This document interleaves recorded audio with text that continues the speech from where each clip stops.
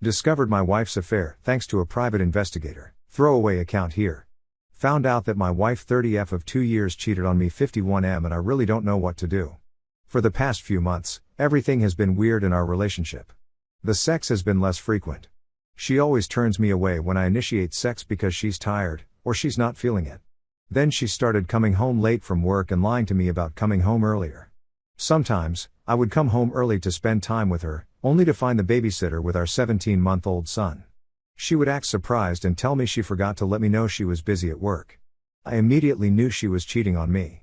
I didn't bother checking her phone but just let it go on until I decided to hire a PI to confirm my suspicions. It took him less than a week to find her meeting up with a man in a parking lot and having sex with him in the brand new car that I bought her for her birthday. I confronted her, and she came clean about everything. It turns out her affair partner is a coworker, and they've been having a physical affair for the past 4 months. She was very apologetic, screaming, crying, and asked me to forgive her several times. She said she was going to end it, but she was scared and didn't know how. I decided it was best for her to stay somewhere else until I make up my mind about what the next step will be. I also took the car that she was having sex with her affair partner in, as it was in my name, and she's very mad about that. I had to tell her if she takes my car without my permission, I will call the police on her. I also found out while going through credit card report that she faked a work trip, and took AP on vacation with my hard-earned money. I just don't know why this is happening. I know I'm older than her, and I've always done everything I can to make her happy, to be there for her. I know I'm not perfect, but I don't think I deserve any of this. At this point, I feel like I'm being taken advantage of for everything that I've given her. It's hard for me to finally see that everyone who warned me about marrying my wife was probably right. I've worked really hard for the past 30 years to get to where I am in my life right now. I went through a nasty divorce 15 years ago, and here I go again. I guess the only good things that I got out of this are my son and a solid prenup. I want to thank all of you for taking the time to respond to my previous post. I have DNA tested my son and he is indeed mine. This is probably the only good news I've had in the past few weeks. I have started the divorce process and my wife has been served. While I feel that divorce is the only right option, I can't help but feel guilty for doing this to my son. My wife continues to ask me for another chance, but I'm not sure how to proceed or if that's what I want. She's not taking any accountability for her actions and has blamed me for the affair. She then switched to the "it was only sex" excuse and is asking me to forgive her because she was after something I wasn't willing to provide. The sex she was having with AP was a 2 to 3 times a week thing during 4 months. I have reached a point where I'm very angry with myself for still being in love with this woman, despite how much she has hurt me and how her cheating is tearing our family apart. Although I have started the divorce process, I am still unsure of what I'm going to do. Have any of you stayed in a relationship with a cheater because you didn't want to break up the family? Forgot to mention, her and AP got fired and she's currently looking for a job. I wanted to edit the post to say that I took so long to update. A lot went down the last couple of days. My wife had been having some health issues during all of this, and I had to fight myself not to be there for her during all of this. I feel so horrible for that. But she's okay now. Some info about AP: he is single, and my wife said he wanted her to divorce me for him, but she only wanted sex. She loves me and that's why she never wanted to. Update. My daughter has been babysitting her little brother when my wife has custody of our son. I realized that my daughter was hiding something from me. Later, she told me that my wife is pregnant. Apparently, she found out a couple of weeks ago but didn't want to speak up because she didn't think it was her place. Of course, I confronted my wife about the situation and demanded a paternity test because I'm not sure if the child is mine or not. Based on the timeline she provided, there's a good chance it might be mine. Obviously, I asked for a paternity test since my wife is still covered under my insurance. I don't think it's fair for me to be responsible for her medical bills if I'm not the father. However, she has refused to take the test at the moment. I told her that she will not receive my support if she doesn't take a paternity test, and I will remove her from my health insurance. She made it clear that she will not be getting any paternity test done, and she'll inform me once the baby is born to arrange for the test. It's just sad how she's choosing to weaponize this situation to hurt me when she's the one who broke up our marriage in the first place. I got myself into a terrible situation that I don't know how to deal with. Edit: my wife agreed to take the paternity test. I will give an update once I have the result. Final update as of 1 year ago. Just wanted to give a quick update. She took the paternity test, and it confirmed that I am the father. I am surprised that it turned out to be mine since she initially didn't want to take the test. We had a conversation, and I informed her that the divorce will still proceed as our state allows it. However, I expressed my desire to be there for her and to be involved, especially during doctor appointments. Unfortunately, she doesn't want me to be involved and stated that my presence is causing her stress. She believes I should leave her to handle things on her own. I don't want to make it all about myself, but she is completely excluding me. Has anyone else gone through a divorce while their soon-to-be ex-wife was pregnant? How can you provide support while still proceeding with the divorce? And that's the final update as of this video. Best of luck to the OP. Now here comes the next story. Story 2. Fiancé cheated and planned something so horrible, I can't believe it. I'm 28, absolutely livid right now. I've just got back from a long-term assignment overseas and found out my fiancé, F24, has been cheating on me for the entire time.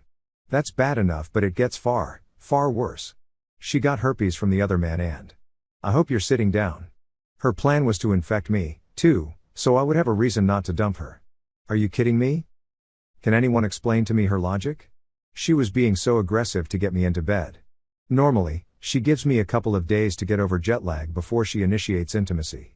But this time she was talking all kinds of dirty, cam girl dirty. She never does that, and she was climbing into my lap in the parking garage. She's normally very private about physical affection.